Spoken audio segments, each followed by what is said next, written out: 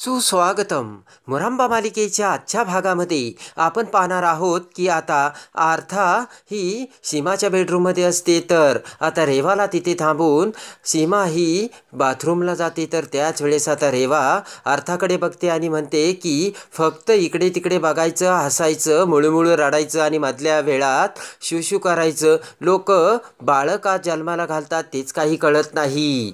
तेवढ्यात सीमा तिकडे येऊ लागते, तर खुळखुळा वाजवून रेवा आता अर्थासमोर हसू लागते.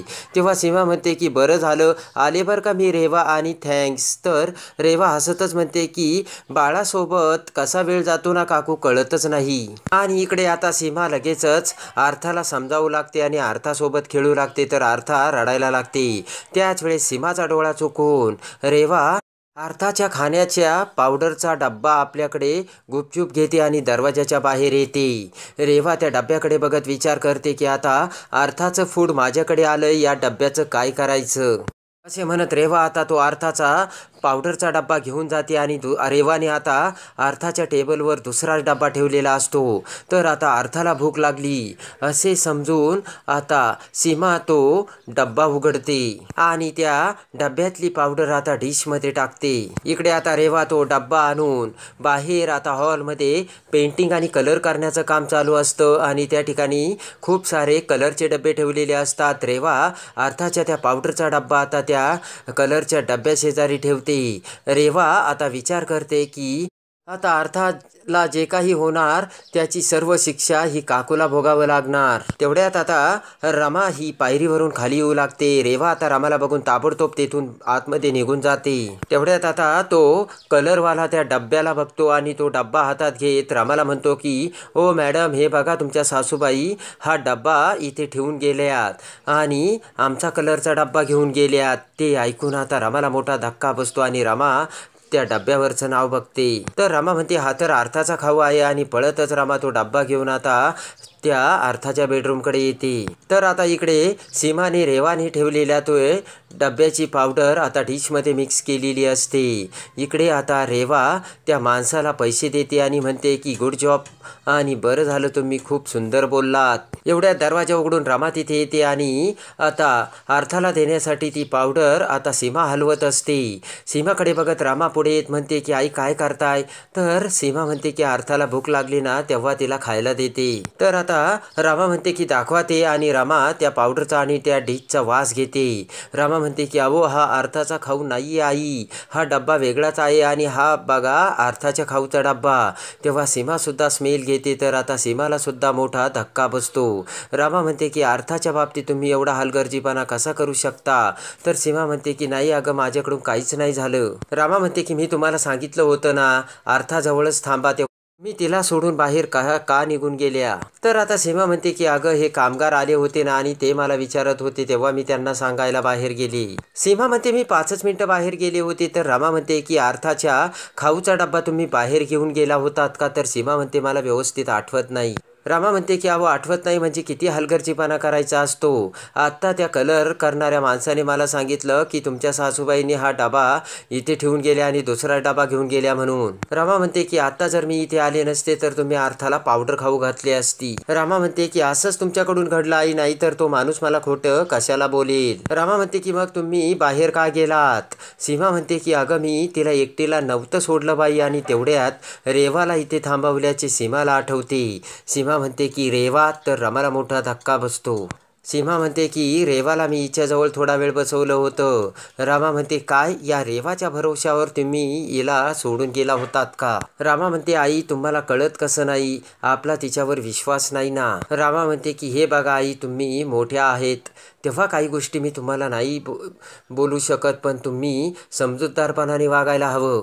रमा म्हणते आपल्याला अर्थाची काळजी घ्यायला हवी आणि तिच्यावर आपल्याला लक्ष ठेवावं लागेल आणि असा हलगर्जीपणा आपल्याकडून नाहीच झाला पाहिजे. रमा म्हणते की तरीसुद्धा तुमच्याकडून असं झालं तेव्हा मी तुम्हाला म्हणाले ना तुम्ही वेंदळ्या आहात. तर तेवढ्यात अक्षय दरवाजा उघडून तिथे येतो आणि रामाचे ते बोलणे ऐकतो. तर तेवढ्यात अक्षय पुढे येत म्हणतो की काय ही काय बोलतेस आणि रमा तू माझ्या आईला काय बोललीस. तर सीमा म्हणते की अरे तसं नाही रे अक्षय. बोट करत अक्षय म्हणतो की 1 मिनिट, तू माझ्या आईला आता बोट करून वेंदळे म्हणत होती होतीस. तर आता सीमा म्हणते की अरे अक्षय, चुकलं माझं आणि हेच ती मला सांगत होती. तर अक्षय म्हणतो की आई, चूक कितीही मोठी असो, ही तुझ्याशी ह्या भाषेत अजिबात नाही बोलू शकत. अक्षय म्हणतो की हा काय शब्द आहे आई, ती तुला वेंदळी म्हणते.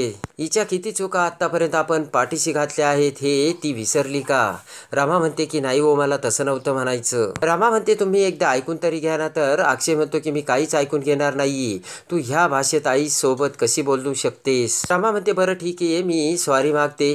तर सीमा म्हणते की अगं तू नको सॉरी मागू, माझी चूक आहे, मी सॉरी मागते. रमा म्हणते की आई ठीक आहे, मी बोलेन त्यांच्यासोबत, नंतर त्यांचा काहीतरी गैरसमज झालाय. तर अक्षय म्हणतो माझा काहीच गैरसमज झालेला नाहीये. अक्षय म्हणतो की ठीक आहे, आता मला वेळ नाहीये, संध्याकाळी आलो की बघू मग आपण. आणि अक्षय रागाने फाईल घेऊन तेथून निघून जातो. तर सीमा म्हणते की अरे अक्षय ऐक ना, रामाची काहीच चूक नाहीये. तर आता रेवा दरवाजाच्या आडून त्यांचे ते सगळे बोलणे ऐकते आणि रेवाने आता मोठी खोड करून एकमेकांमध्ये भांडणं लावून दिलेली असतात. तर आता इकडे रामा लगेच अर्थाला आपल्या जवळ घेऊन आपल्या कुशीत घेते. तर सीमा ही रामाकडे बघू लागते आणि आता इकडे रेवा तिच्या बेडरूममध्ये येते आणि ब्लॅकबोर्डवरती रेवाने आता रमाचा फोटो लावलेला असतो आणि त्यावरती टोचत रेवा म्हणते की पहिला माझा डाव आता यशस्वी झाला. इकडे आता कंपनीच्या ऑफिसमध्ये मिस्टर लेने हे आलेले असतात आणि आई आजी समोर ते अक्षय येण्याची वाट बघत असतात. लेने म्हणतात की हे काय, किती वेळ वाट बघायची? तर आता आई आजी म्हणते की येतच असेल आणि आई आजी अक्षयला फोन लावू लागते. पण तेवढ्यात अक्षय तिथे येतो आणि म्हणतो की सॉरी मिस्टर लेने, मला थोडा उशीर झाला.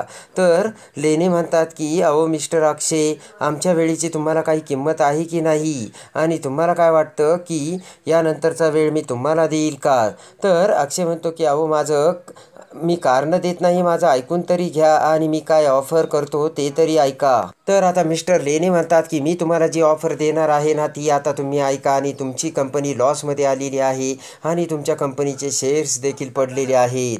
अक्षय म्हणतो की काय आहे ना मिस्टर लेने, बिझनेस म्हणलं की चढ उतार हे येतच असतात आणि ब्रँडच्या नावाने प्रॉडक्ट्स देखील आम्ही आमच्या ब्रँडने विकण्याचे प्रयत्न करतोय. अक्षय म्हणतो की मान्य आहे, आत्ता आम्ही थोड्याशा लॉसेसवर आहोत, पण तुम्ही आम्हाला जर मदत केली तर आमची ही वेळ सुद्धा निघून जाईल. मिस्टर लेने म्हणतात की तुम्ही म्हणताय ते अगदी बरोबर आहे, पण मी जर तुम्हाला मदत केली तर त्याचं मला सुद्धा काही मिळालं पाहिजे.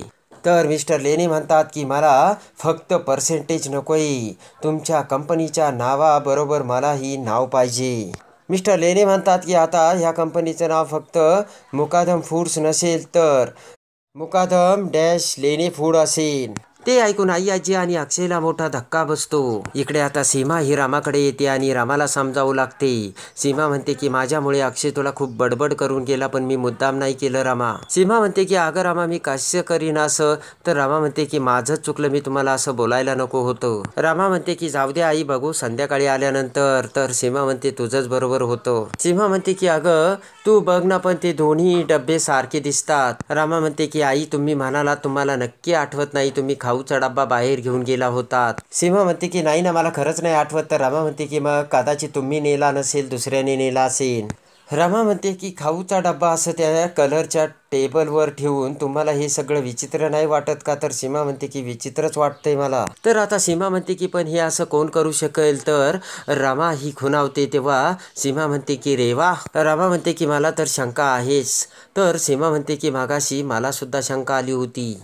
तर आता रमा म्हणते की तरी या रेवाला मी चांगली ओळखते आणि ती या घरात आली होती ना तेव्हाच ती माझ्या डोक्यात गेली होती आणि हिचा काहीतरी प्लान आहे हे मी नक्कीच ओळखलं होतं. सीमा म्हणते की चल आपण तिला सरळच जाऊन विचारू. तर रमा म्हणते की आपण जर तिला सरळ जाऊन विचारलं तर ती आपल्याला कबूल होईल असं तुम्हाला वाटतं का? इकडे आता अक्षय म्हणतो की सर तुम्ही हे जवळ सगळंच टेक ओव्हर करायचं म्हणताय, तेव्हा हे शक्य नाहीये. तर आता लेने हा आता अक्षयकडे बघू लागतो. अक्षय म्हणतो प्लीज तुम्ही समजून घ्या ना, मुकादम हा एक मोठा ब्रँड आहे आणि मग ब्रँडचं नाव आम्ही असं कसं बदलू शकतो? तेव्हा आता लेने म्हणतात अहो फक्त नाव बदलल्याने फूड्स थोडी बदलणार आहेत. अक्षय म्हणतो की सॉरी सर, पण मी मगाशी तुम्हाला म्हणालो आमच्या प्रॉडक्टसोबत आमचं नावसुद्धा असोसिएट झालेलं आहे. नावाने आमचं प्रॉडक्ट विकत घेतात आणि नाव बदलल्यावर कदाचित ते आमचे प्रॉडक्ट विकतही घेणार नाही.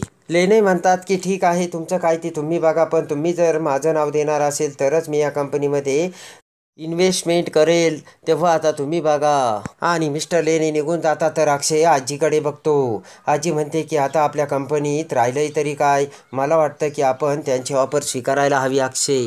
तर आता आजी म्हणते की आता आपल्याला वर जाण्यासाठी दुसरा कुठला पर्याय आहे का आपल्यासमोर. तर आता अक्षय म्हणतो की आई आजी तू घाईघाईत कुठलाही असा निर्णय घेऊ नकोस, थांब मी विचार करतो. इकडे आता आभ्या त्याच्या बेडरूममध्ये त्याने दारूची बाटली आणलेली असते आणि आता आभ्या दारूचा पेग भरवतो. तेवढ्यात रेवा तिथे येते. तर आभ्या म्हणतो की अरे रावा ए आणि तुझ्यासाठी सुद्धा एक पेग भरतो. तर रेवा म्हणते की नाही अभिजित, मी दारू पित नाही आणि तू सुद्धा प्यायची नाही.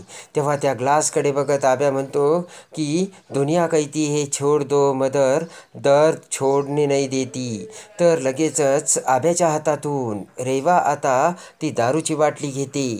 त्यानंतर आभ्या आता रेवाच्या जवळ येतो आणि रेवाच्या पाठीमागून रेवाच्या खांद्यावरती डोके ठेवून म्हणतो की मी तुझा नवरा आहे रेवा. तर रेवा म्हणते की मला माहीत आहे अभिजित, पण आपल्यातलं जर हे नातं टिकून ठेवायचं असेल तर माझी एक अट आहे. तेव्हा आभ्याला मोठा धक्का बसतो आणि घाबरतच आभ्या म्हणतो कसली अट.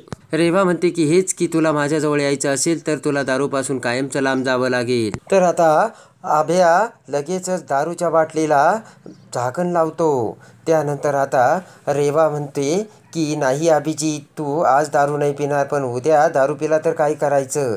तेव्हा आभ्या म्हणतो की नाही रेवा, मला फक्त आता तुझा सपोर्ट आहे. आभ्या म्हणतो की तू सांग रेवा मी काय करू. तर रेवा म्हणते ठीक आहे, मग 1 आठवड्यापर्यंत ॲटलिस्ट तू दारू नाही प्यायचीस. रेवा म्हणते की हे जर तुझ्याच्याने होणार असेल तर आपण जवळ येऊ.